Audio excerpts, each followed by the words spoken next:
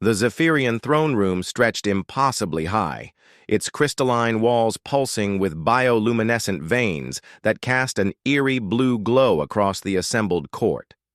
King Vorthak's massive form dominated the space, his chitinous exoskeleton gleaming like polished obsidian. 6 arms moved with calculated precision as he reviewed the holographic displays floating before him, each one showing another defeat of his military forces. Princess Laerana stood at the foot of the throne, her silver skin shimmering with barely contained fury. Unlike her father's insectoid features, she possessed the graceful build of her mother's lineage, but her eyes held the same predatory intelligence that had made the Zephyrian Empire the most feared force in the galaxy. "Father, this is madness," she hissed, her voice carrying the harmonic undertones that could shatter glass when she was truly angry. "A human? You want to assign me a bodyguard from that backwater species that barely figured out faster-than-light travel?" King Vorthak's mandibles clicked in what might have been amusement. "That backwater species, my daughter, has cost us 3 entire battle fleets in the Terran sector. Their tactics are unconventional." The holographic displays shifted, showing grainy footage of human ships performing impossible maneuvers, ramming vessels 10 times their size, and somehow emerging victorious from battles where they were outnumbered 100 to 1. The court advisors, a mixture of different alien species all sworn to the Zephyrian crown, shifted uncomfortably as they watched their supposedly superior technology being torn apart by crude human ingenuity. "They fight like they have nothing to lose," General Krex observed, his reptilian features twisting with disgust. "No honor, no strategy, just pure violence and desperation." "Exactly," the king replied, his compound eyes focusing on his daughter. "Which is why you need to understand them. The assassination attempts on your life have increased. Our enemies grow bolder. Traditional protection has failed." Laerana's elegant features hardened. In the past year, she had survived 7 assassination attempts. Poisoned gifts from supposedly loyal worlds, shape-shifting assassins who had infiltrated the palace staff, and most recently, a suicide bomber who had detonated himself during a diplomatic reception. Each attack had grown more sophisticated, more desperate. "The human arrives tomorrow," King Vorthak continued. "His name is Marcus Chen, former Terran colonial marine, specializing in what they call close protection operations." "A soldier!" Laerana spat. "How original! Not just any soldier. This one survived the siege of Kepler Station, alone, for 6 months, against a full hegemony invasion force." The court fell silent. The hegemony were the Zephyrian Empire's oldest enemies, a coalition of machine intelligences that had turned entire star systems into automated death traps. The siege of Kepler Station was legendary throughout the galaxy, not because of any great victory, but because of its complete impossibility. No organic life should have been able to survive what the hegemony had unleashed there. "How?" Laerana asked, despite herself. "That's what we intend to find out. The human has agreed to serve as your protector for 1 standard year in exchange for safe passage for a Terran refugee convoy through our space. Apparently, humans value the lives of strangers quite highly." The next morning, Princess Laerana waited in the palace's reception chamber, her usual retinue of guards and advisors arranged around her in perfect formation. She had chosen to wear her ceremonial armor, not out of respect for the arriving human, but to make it clear that she was not some delicate flower in need of protection. When the transport doors hissed open, she was prepared for many things. A typical human male, probably oversized and crude like most of their species, perhaps scarred from whatever battles he had survived. Definitely inferior in every measurable way to the advanced species that made up civilized galactic society. What stepped out of the transport was not what she expected. Marcus Chen was average height for a human, with dark hair and unremarkable features. His clothes were simple civilian attire that wouldn't look out of place on any space station. No visible weapons, no intimidating presence, nothing that suggested he was the legendary survivor of Kepler Station. He looked like an accountant. "Your Highness," he said with a slight bow, his voice calm and measured. "I'm honored to serve." Lyrana felt a flush of irritation. "This is the mighty human warrior? You look like you've never held a weapon in your life." Marcus smiled, and for just a moment, something flickered behind his eyes. Something that made Lyrana's predatory instincts suddenly take notice. "Appearances can be deceiving, Your Highness. I find that people tend to underestimate what they consider harmless." General Krex stepped forward, his massive reptilian bulk towering over the human. "Show us these famous human combat skills, little man. Prove you're worthy to protect our princess." What happened next would be discussed in the palace for years afterward. Marcus didn't move like he was fighting.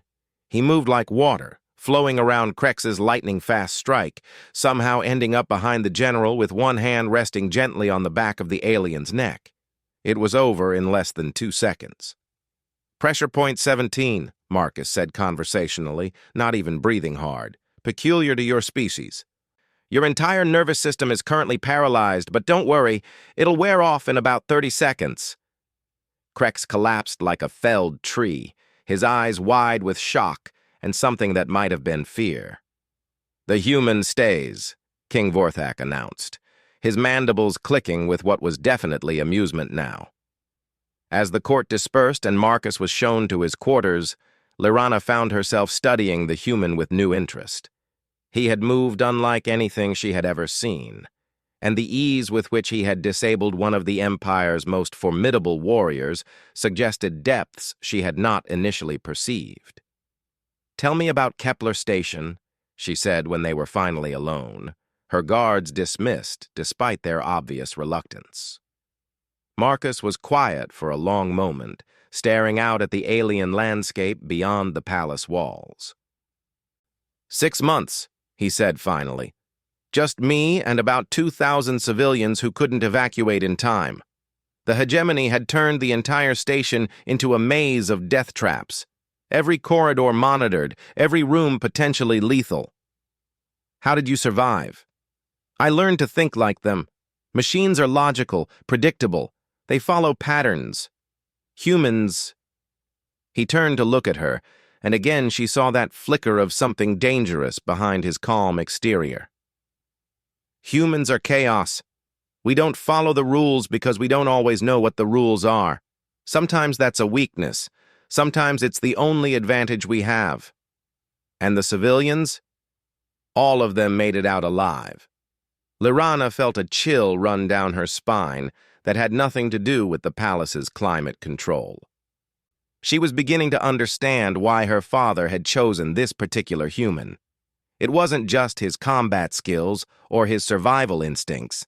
It was something fundamentally different about the way his species approached problems. That night, as she reviewed intelligence reports in her private study, Lyrana found herself thinking about the human's words. The Zephyrian Empire had conquered half the galaxy through superior technology and ruthless efficiency. They followed the rules of warfare, diplomacy, and conquest that had served them for thousands of years. But their enemies were changing.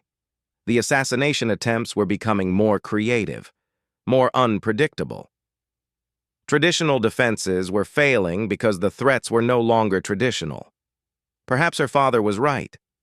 Perhaps she needed to learn to think like chaos itself. The first real test came 3 days later. Lyrana was reviewing planetary defense reports when Marcus suddenly appeared at her elbow, moving with that unnerving silence that seemed to be a human trait. "We need to leave. Now." "What are you talking about?" "The ventilation system. Someone's introduced a delayed-action neurotoxin into the air recycling. We have maybe 2 minutes before it reaches lethal concentration." Lyrana's training kicked in immediately. She activated the emergency protocols, but Marcus was already moving toward the window. The normal evacuation routes will be monitored. They'll expect you to follow standard procedure. Instead of heading for the reinforced exits, he produced a small device from his pocket and attached it to the window. The supposedly impenetrable transparent aluminum simply dissolved. Molecular destabilizer, he explained as he helped her through the opening. Human invention. We're very good at breaking things.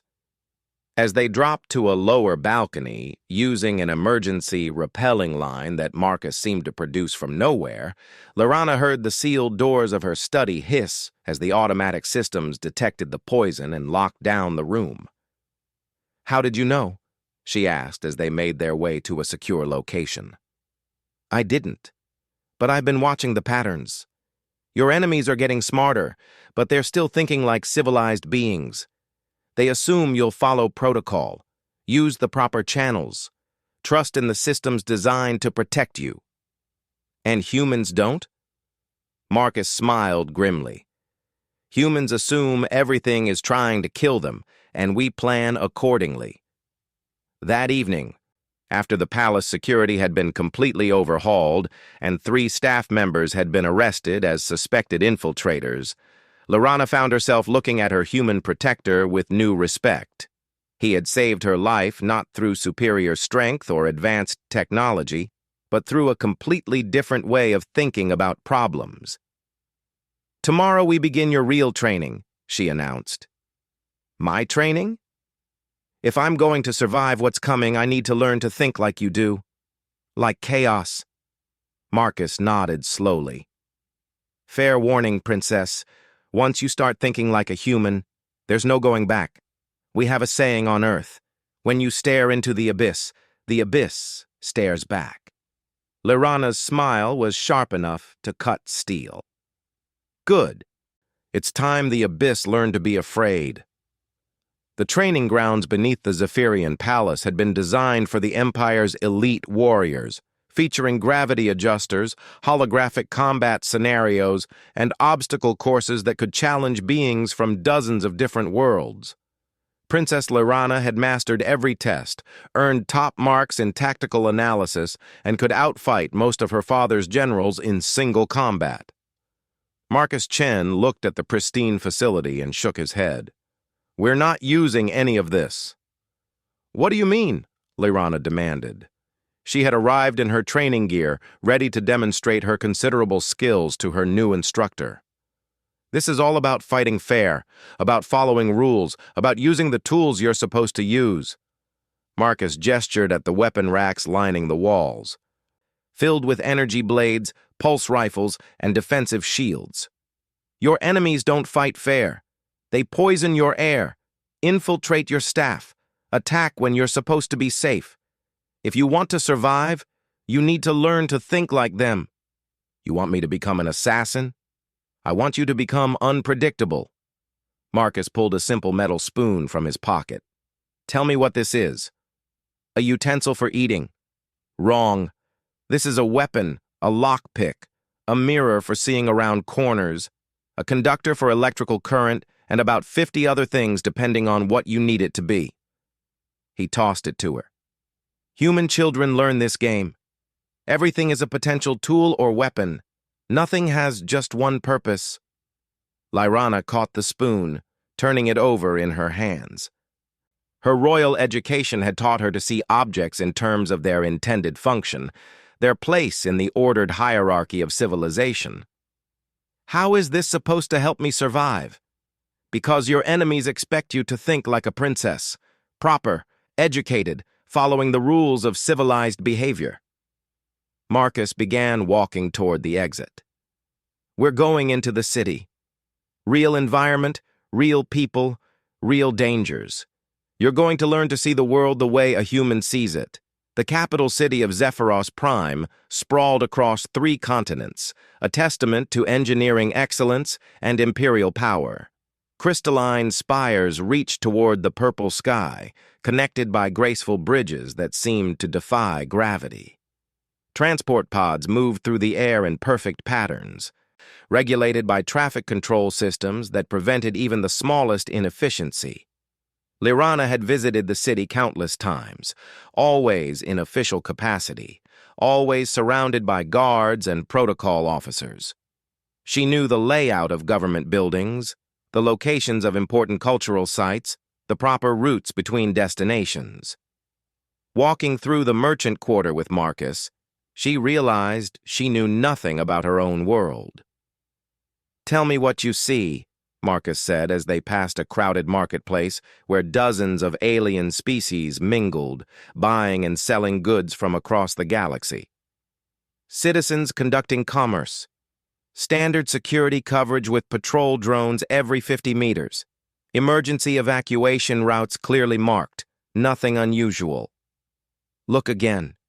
But this time, don't look at what's supposed to be there. Look at what doesn't belong. Lirana forced herself to shift her perspective. Instead of seeing the orderly flow of legitimate business, she began to notice the gaps. A vendor whose goods didn't match his supposed homeworld. A customer who kept checking the patrol drone schedules. A transport pod that had been parked in the same spot for over an hour, despite regulations requiring movement. "The fruit seller," she said slowly. "He's selling Altarian blood fruit, but his biosignature reads as Centauri. And those aren't normal preservatives keeping the fruit fresh." Marcus nodded approvingly. "Good. What else?" "The customer at the electronics booth. He's not buying anything, just watching the security patterns. And that transport pod." She felt a chill as understanding hit her. "It's been modified." "The cargo compartment is too large." "Bomb?" Marcus asked casually. "Probably." Lirana reached for her communicator to alert palace security, but Marcus caught her wrist. What would Princess Lirana do right now? Report the threat through proper channels. Evacuate the area. Let trained professionals handle the situation. And what would that accomplish? Lirana thought it through. The bomb gets defused or detonated safely. The bomber escapes in the confusion. The real target was probably somewhere else entirely, and we've just shown them our response protocols. Now you're thinking like a human. So what do we do? For the first time in her life, Princess Lirana found herself truly thinking outside the rules. We follow the bomber. Find out who's giving orders. Turn the trap back on them. What followed was unlike anything in Lirana's extensive tactical training. Instead of confronting threats directly, they shadowed them. Marcus taught her to move through crowds like water, to use reflective surfaces to watch without being seen, to communicate through gestures that looked like casual movements.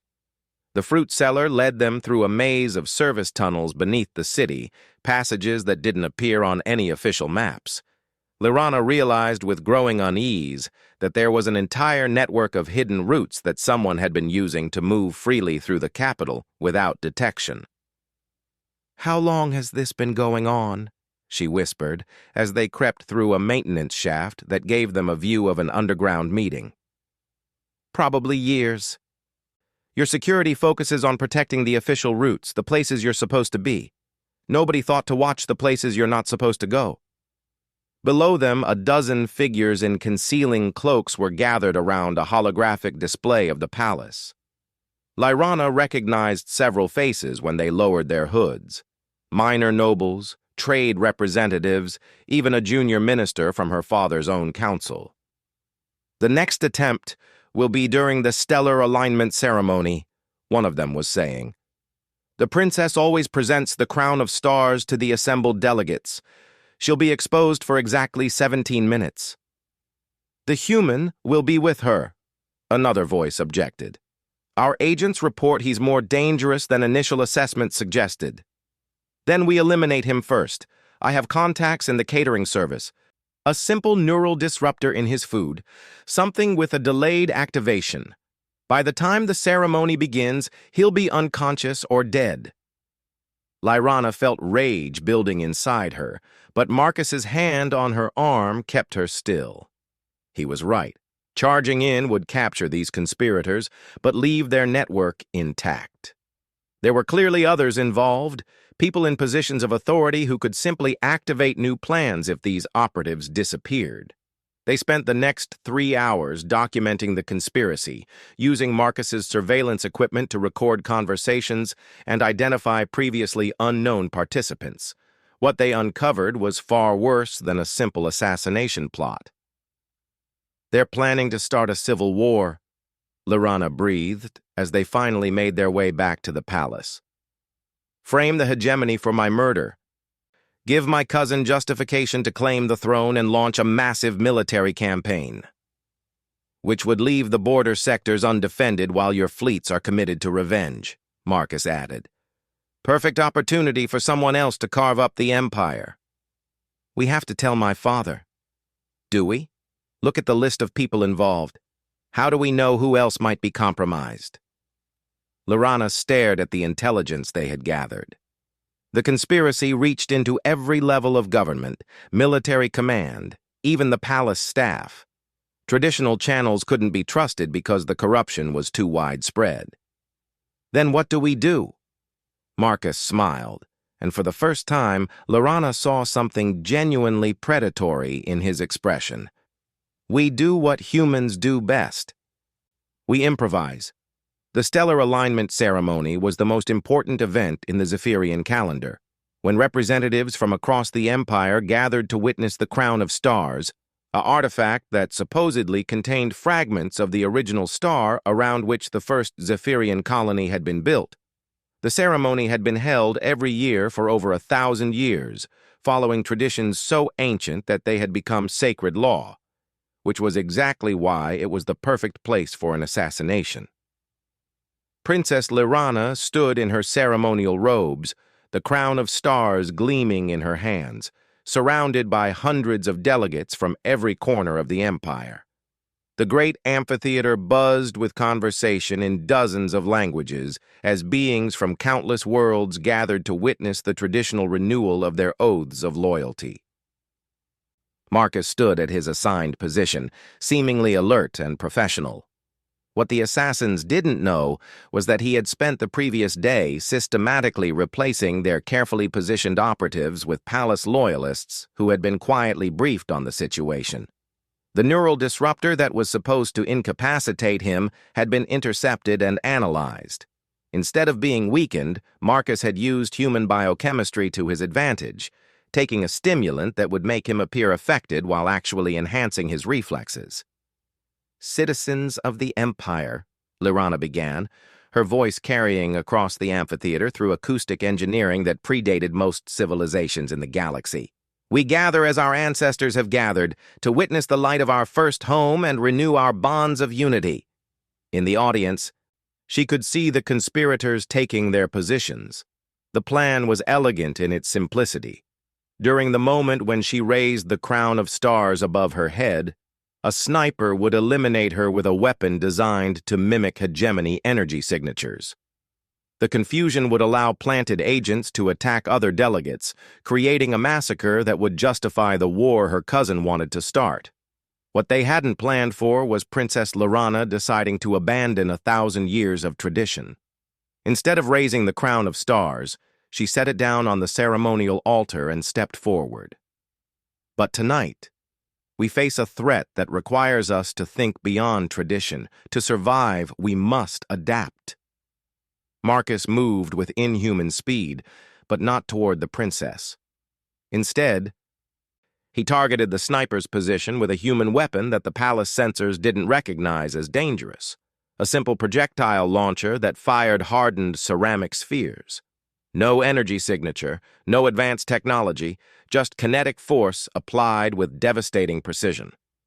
The sniper's weapon discharged as he fell, but the shot went wide, striking the ancient stone wall of the amphitheater instead of its intended target. In the audience, the planted agents moved to activate their backup plan, but found themselves facing not confused civilians, but trained palace guards who had been quietly positioned throughout the crowd. What should have been a massacre became a coordinated arrest operation. "The Crown of Stars teaches us that even the oldest light can illuminate new paths," Lorana continued, her voice never wavering despite the chaos erupting around her. "Tonight, we choose adaptation over tradition, survival over ceremony. By the time the last conspirator was in custody, Princess Laurana had done something unprecedented in Zephyrian history. She had publicly acknowledged that their ancient ways were insufficient for modern threats, and that survival might require learning from species they had previously considered inferior. In the aftermath, as reports flowed in of similar conspiracies being uncovered across the empire, King Vorthak found his daughter in the palace armory. She was working with Marcus to design new security protocols that incorporated human-style thinking. "You've changed," he observed. "I've learned to see the world as it really is, not as we want it to be," Laurana replied. "Marcus showed me that our enemies have been using our own civilization against us, our predictability, our traditions, our assumption that others will follow the same rules we do. And now?" Princess Laurana picked up a simple metal spoon, one of dozens of improvised tools that Marcus had been teaching her to use.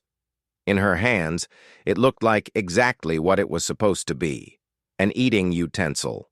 But she had learned to see it as Marcus did, as potential energy waiting for the right application. "Now I'm going to teach our enemies why humans are the most feared warriors in the galaxy," she said. "Not because they're stronger or smarter, but because they refuse to be what anyone expects them to be." The human had taught her more than combat techniques or survival skills. He had taught her to think like chaos itself, to be unpredictable in a universe that demanded conformity. And that lesson would change not just her own fate, but the future of the entire Zephyrian Empire. 6 months after the stellar alignment incident, Princess Laurana stood on the bridge of the ZIS Shadow Strike, watching a hegemony battle fleet arrange itself in perfect geometric formation across the void.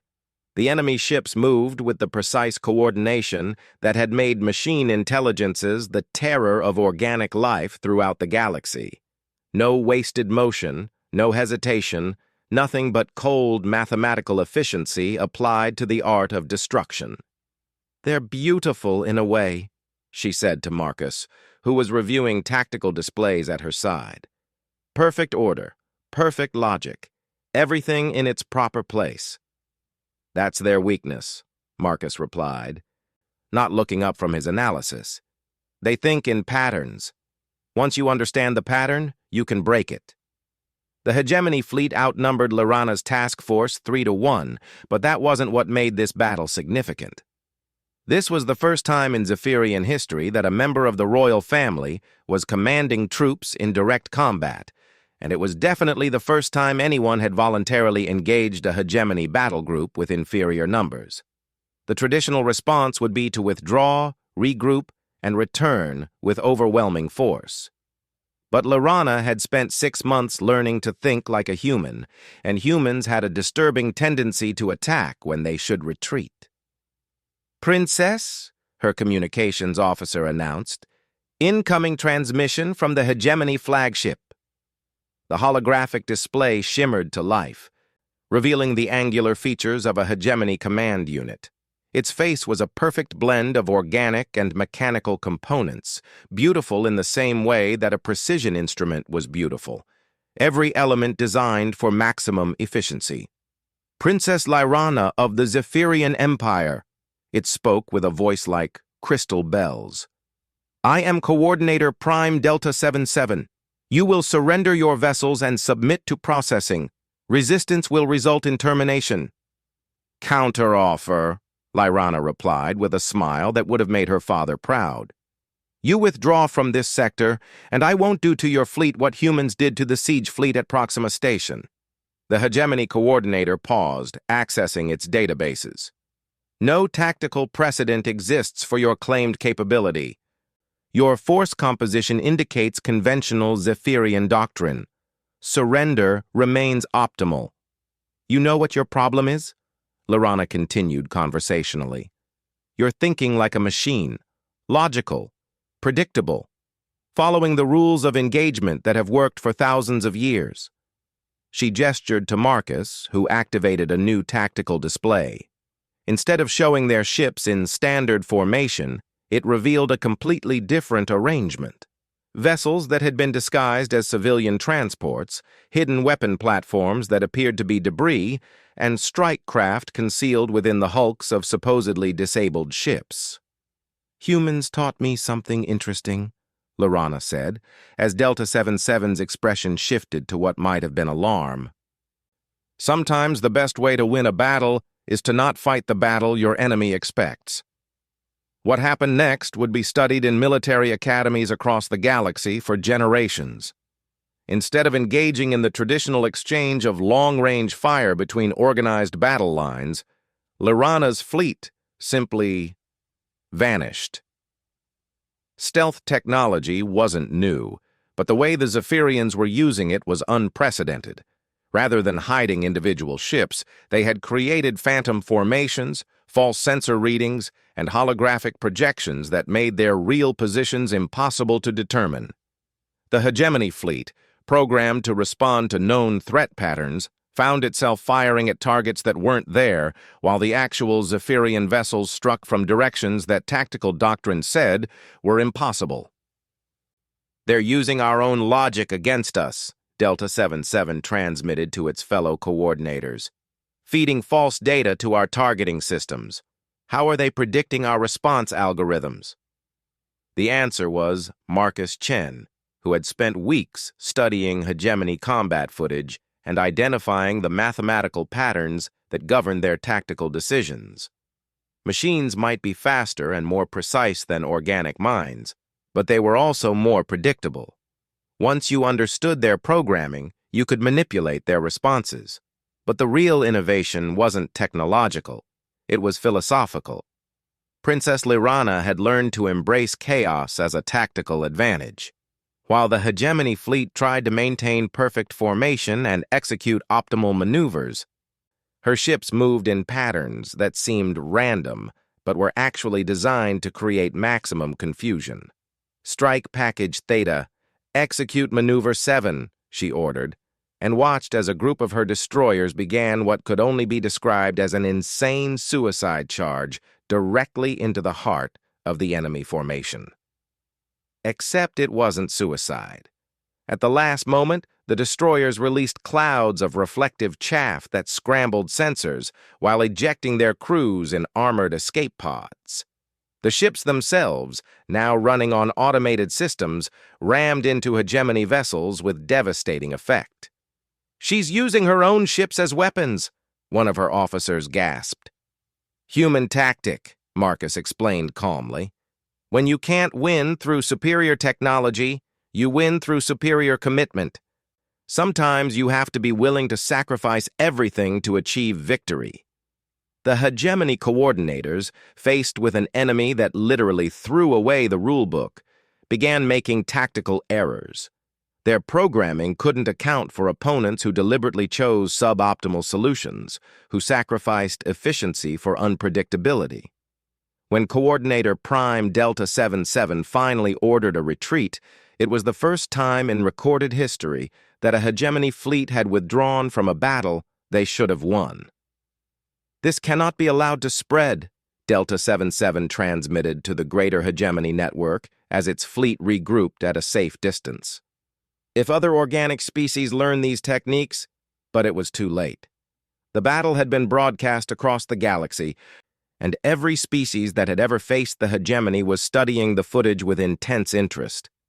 Princess Lorana hadn't just won a military victory. She had demonstrated that the supposedly invincible machine intelligences could be defeated through tactics that no logical mind would ever consider.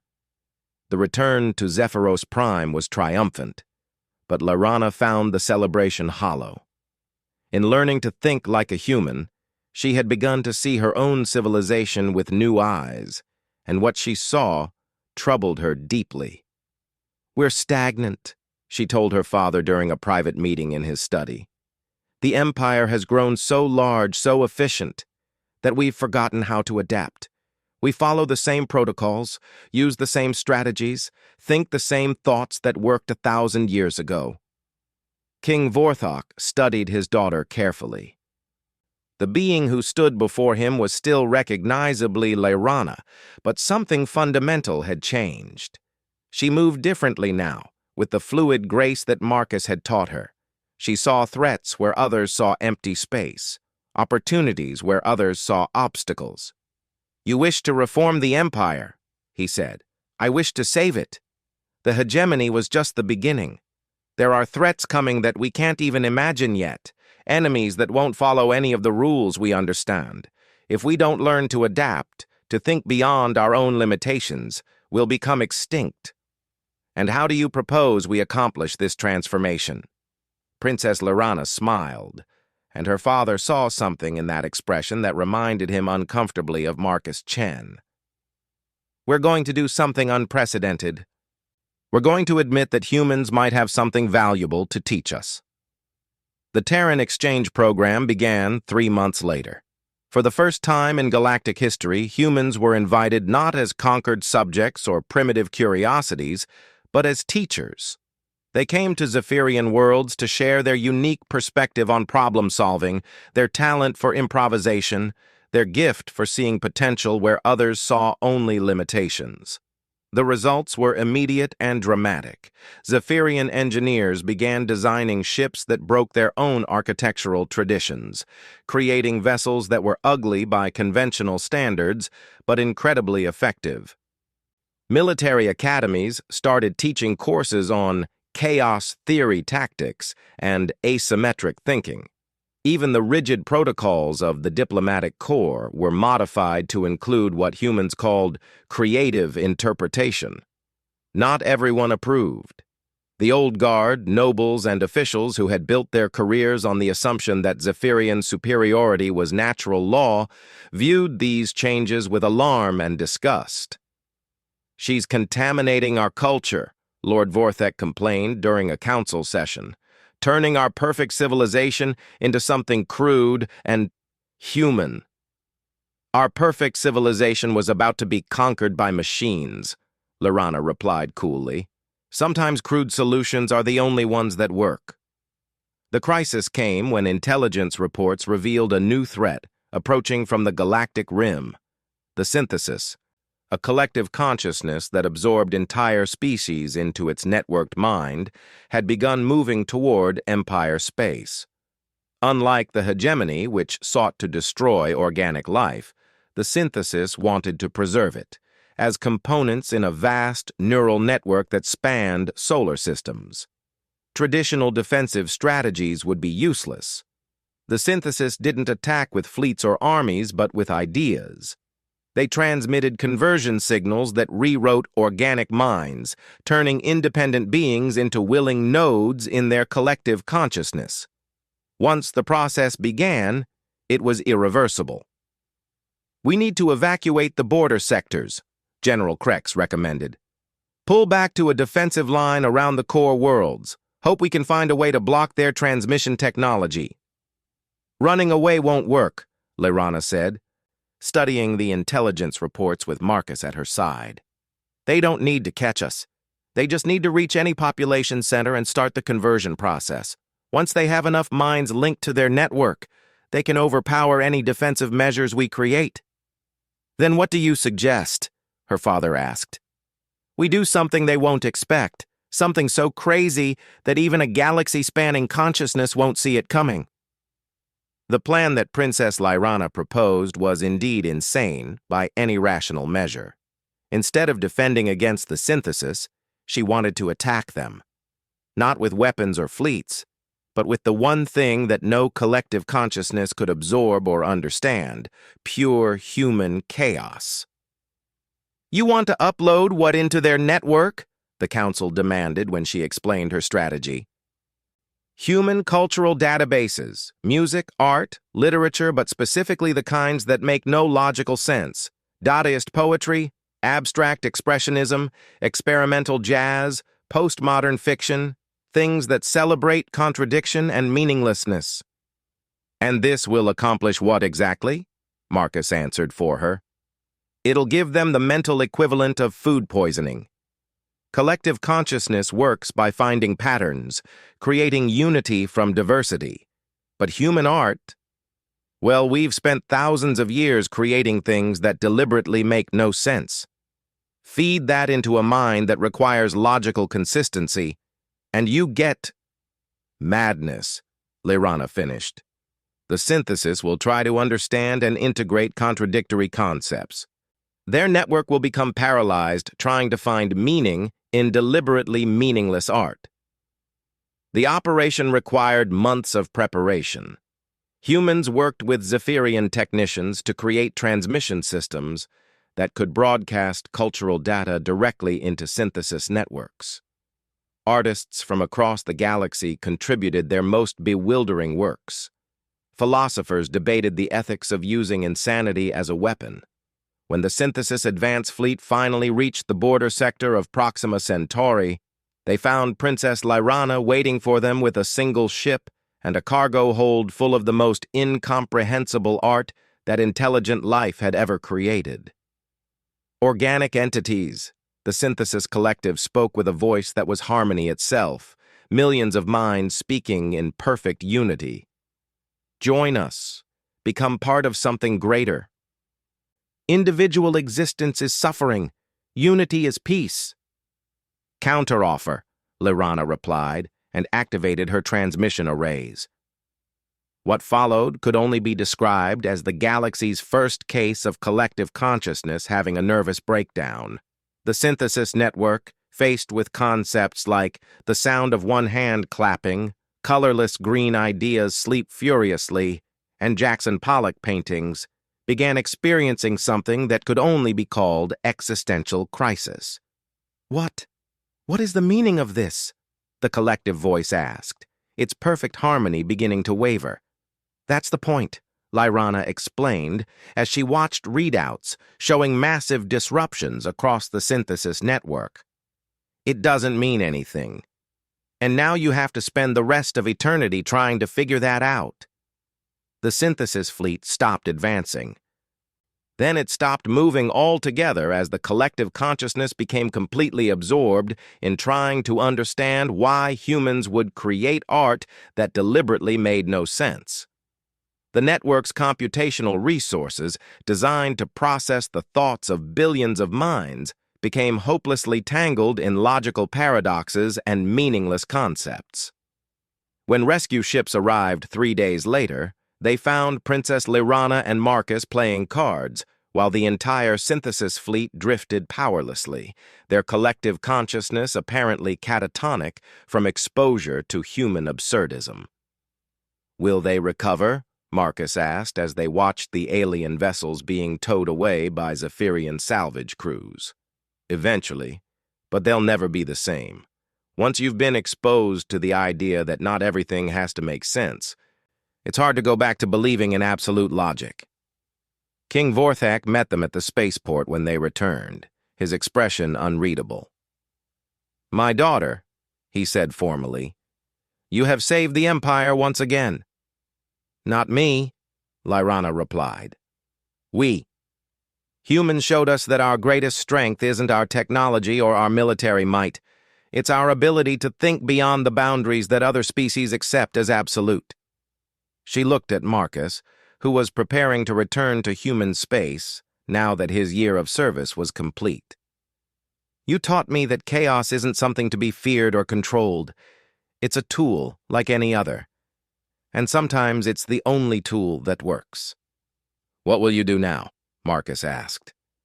Princess Lyrana smiled, and in that expression was all the unpredictability, all the creative madness, all the beautiful chaos that humans had brought to her ordered world. "I'm going to finish what you started. The galaxy is full of species that think they understand how the universe works, that believe in absolute rules and perfect order. It's time they met a warrior who learned to fight like humanity itself." She gestured toward the stars, toward threats and wonders that hadn't even been imagined yet. "Somewhere out there are enemies we can't conceive of, challenges that will require solutions that don't exist yet. And when they come, they'll discover what the hegemony and the synthesis learned."